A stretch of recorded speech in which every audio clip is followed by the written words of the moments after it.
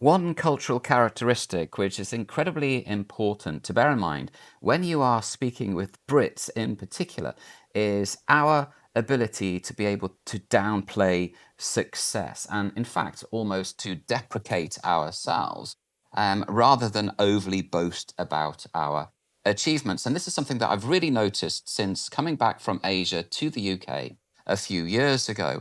Um, British people, if we have been successful in some regard, for example, we have got straight A's in all of our examinations, we have managed to secure a job in a very reputable company. Not only that, we might have managed to secure a job high up in a very reputable position. Our business might be doing incredibly well. We might be turning over a huge profit.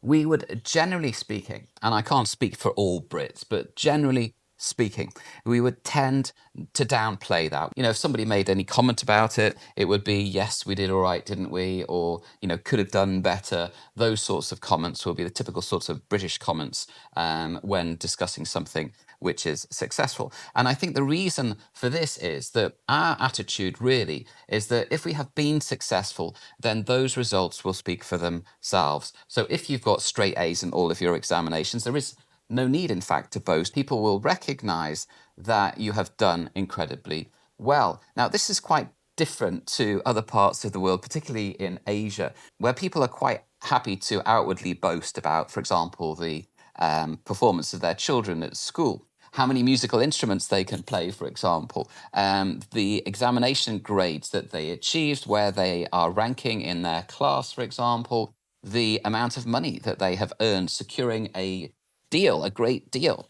And I think from a British perspective, we take these types of comments as a form of arrogance, a form of boasting, and almost like if you feel the need to actually boast in this sort of manner, it is a poor reflection on your character. It is almost like saying that you feel in yourself little in some regard. Therefore, the only way in which you can grow as a person is to actually boast about your own achievements.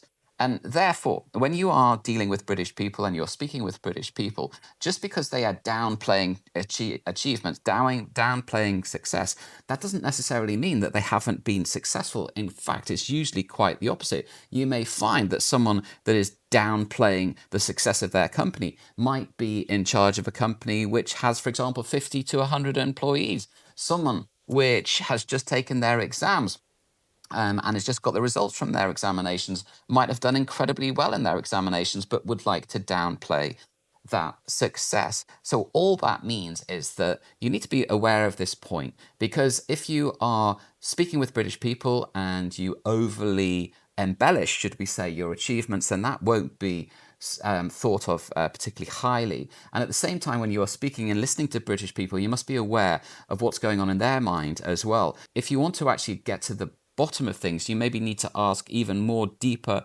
specific questions like how many people does your company employ? What grades did you actually get at university?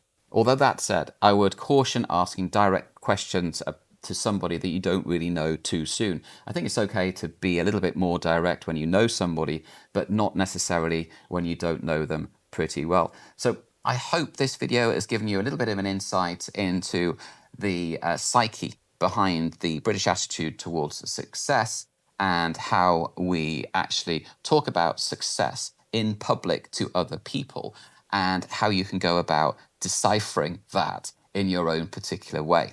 Thank you very much for listening, and I look forward to speaking to you again in the next one.